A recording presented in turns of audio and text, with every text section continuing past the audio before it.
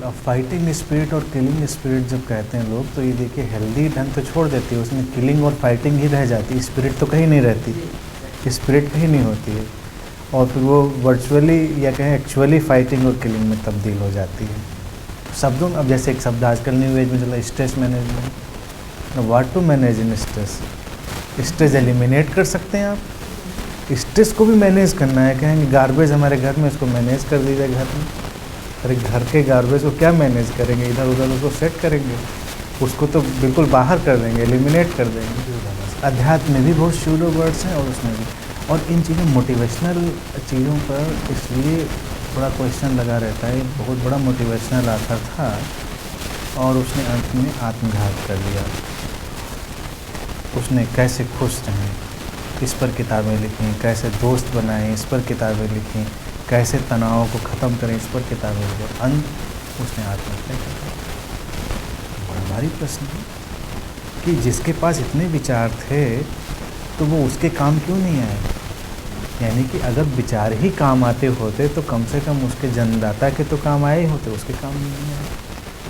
अध्यात्म से समर्पण की बात डॉक्टर साहब कह रहे हैं, तो इसमें भी क्या है, लोग इसको भी फेस वैल्यू पे ले लेते हैं कि कौन कितना विनम्र दिखाई दे रहा है, कौन साष्टांग दंडवत कर रहा है, किसकी वॉइस कितनी सॉफ्ट है, लेकिन इनका इनसे कोई मतलब नहीं है। अगर नदी समर्पण में है तो पहाड़ भी समर्पण में है, तो वो सीधे खड़े हुए हैं, तने खड़े हुए हैं, लेकिन नेचुरल, बीइंग नेचुरल जो है वो एक वर्ड है अध्यात्म। और नेचुरल जो पर्सन है वही एक दिन सरेंडर्ड हो जाता है। जैसे एंटर किया, उसको अच्छा नहीं लगा तो नहीं लगा, उसको खुशी नहीं हुई तो नहीं हुई, हुई तो हुई। उसको मान लीजिए उसने मुझे देखा, उसको श्रद्धा का भाव आया तो आया, नहीं आया तो नहीं आया। तो बिल्कुल क्लियर है, ईमानदार है, honest, authentic.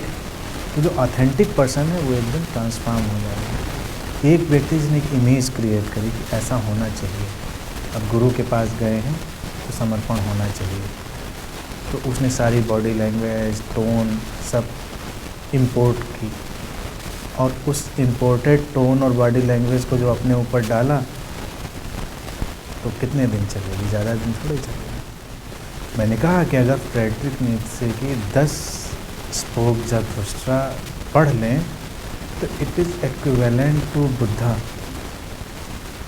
Not less then.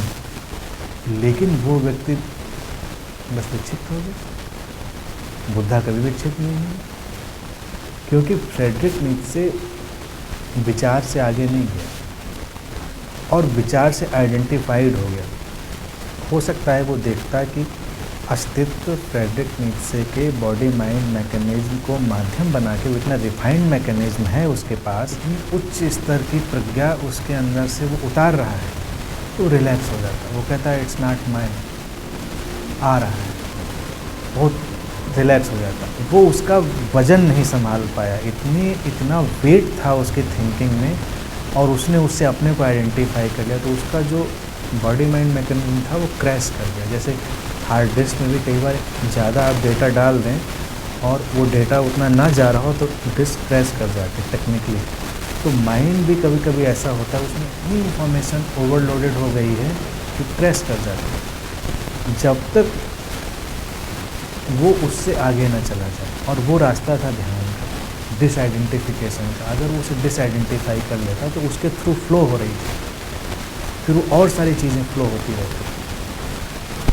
अब उसको तो था कि जैसे मैंने कोई नया विचार, कोई नई चीज़ इंट्रोड्यूस कर दी है, इससे वो वाकिफ़ था, और बस वही चीज़ उसके लिए खतरनाक बन गई। वो जानता था इस चीज़ को, लेकिन वो ये देख सकता था कि कोई व्यक्ति नहीं है, ये केवल एक चेतना है जो उसके माध्यम से बह रही है, तो उसके ऊपर कोई दबाव नहीं होता उस चीज़ का। हमारे यहाँ भी वही घटना हुई राहुल सांकृत्यायन के साथ। राहुल सांकृत्यायन भी बहुत विद्वान थे और अतिशय उन्होंने ज्ञान इकट्ठा किया, और अंतिम समय में स्मृतिहीनता के शिकार हो गए। सारी मेमोरी उनकी वाइप हो गई, कुछ भी, तो उनको कुछ भी पता नहीं था कि ये मैंने कहा है। लोग उनको दिखाते थे कि ये राहुल जी आपने इतनी किताबें लिखी हैं, कुछ नहीं पहचानते थे। ये भी प्रश्न है कि वो क्यों हुआ। एक आध्यात्मिक व्यक्ति के साथ ये नहीं होना चाहिए था।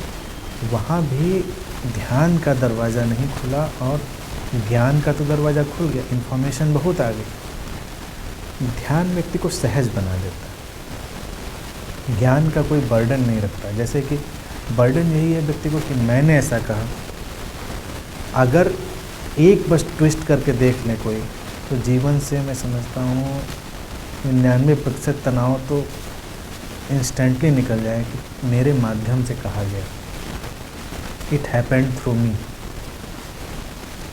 आपने किया, बहुत अच्छा काम किया, आपने बहुत बड़ी क्रिएटिविटी करी, आपने बहुत बड़ा थॉट दिया, बस तुरंत आप उससे पीछे हट गए, इट हैपेंड थ्रू मी।